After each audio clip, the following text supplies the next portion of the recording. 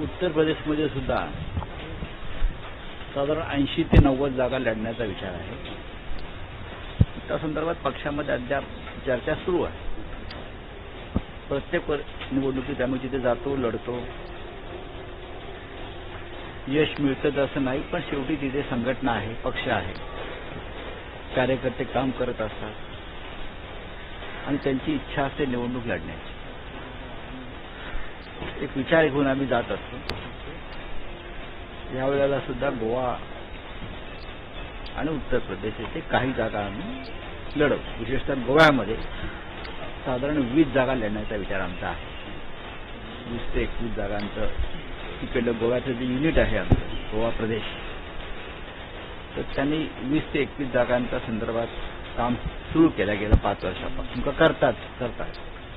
उत्तर प्रदेशमध्ये काही निवडक जागा,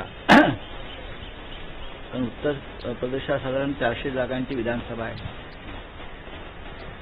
त्यामुळे साधारण 80 ते 100 या दरम्यान जागा लढू शकतो. सर चंद्रकांत पाटील काय म्हणाले, तुम्ही म्हणजे एका मंत्र्यांचा स्फोट केला की एका मंत्र्यांनी सांगितलं की उद्धव ठाकरे मुख्यमंत्री यांनी भर चौकात जरी सोबाडीत मारली तरी सत्ता सोडणार नाही, असं कोणी सांगितलं? ते एक मंत्री ना, ते एक मंत्री कोण? असा हवेत गोळीबार करून चालत नाही आणि कोणी कोणाच्या थोबाडीत वगैरे मारत नाही. चंद्रकांत पाटील असतील किंवा भारतीय जनता पक्षाचे काही लोक असतील, ते अशा प्रकारचा अफवा पसरवत असतील, त्यात त्यांना आनंद मिळत असेल तर त्याने तो आनंद घ्यावा.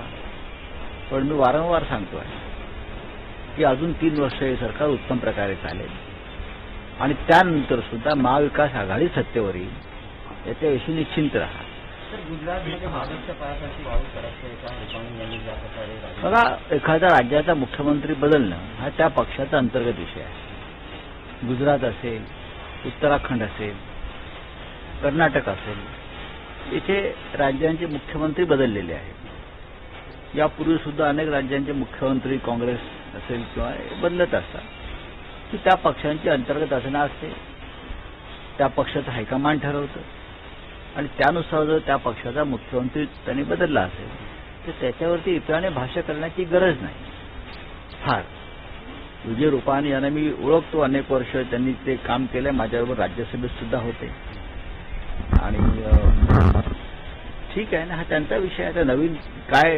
नवीन राज्य, नवीन यश अपयश हुई हो, लेकिन पार्टी का संगठन है, लोग काम करते हैं और उनकी इच्छा होती है जब चुनाव आते हैं तो चुनाव लड़ने चाहिए, चुनाव से भागना नहीं चाहिए.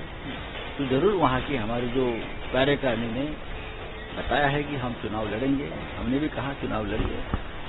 वहाँ 400 के आसपास विधानसभा की सीटें हैं, तो हम 100 के आसपास सीटें लड़ सकते हैं. गोवा में 20 के ऊपर सीटें हम लड़ सकते हैं.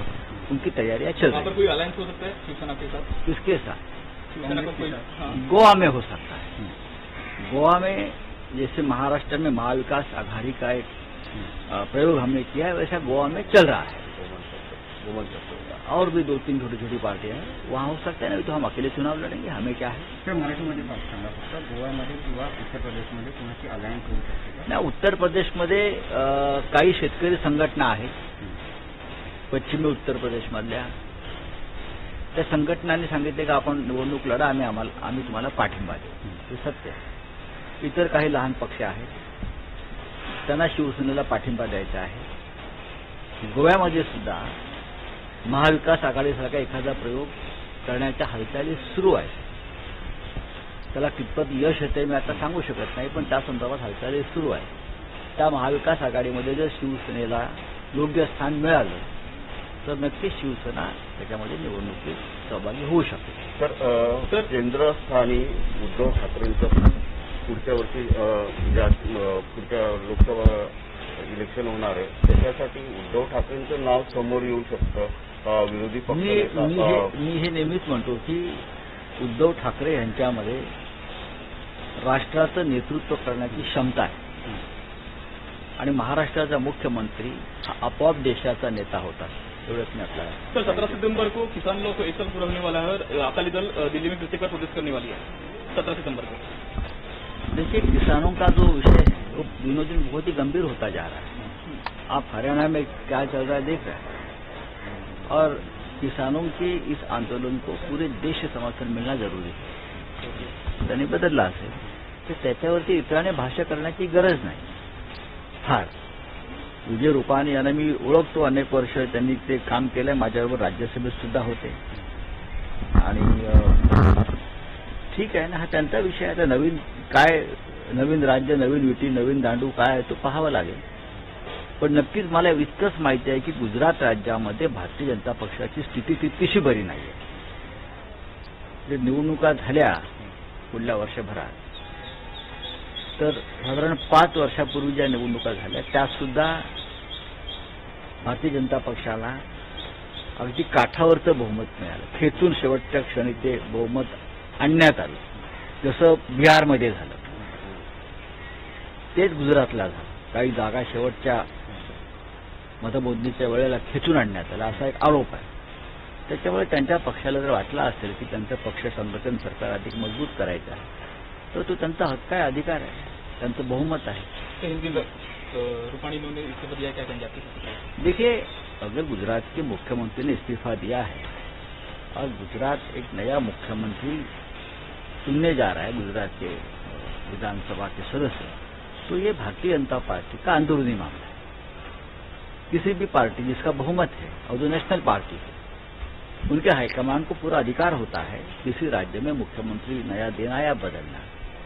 उत्तराखंड का मुख्यमंत्री बदला है, कर्नाटक में बदला है, अब गुजरात की बारी है, तो ये उनका कोई आने वाले चुनाव के लिए तैयारी हो सकती है या और कोई बात हो सकती है. वो तो शिवसेना की जिम्मेदारी या किसी और पार्टी की जिम्मेदारी नहीं है ना, उनके मुख्यमंत्री है, उसने बदल दिए, उसमें क्या है.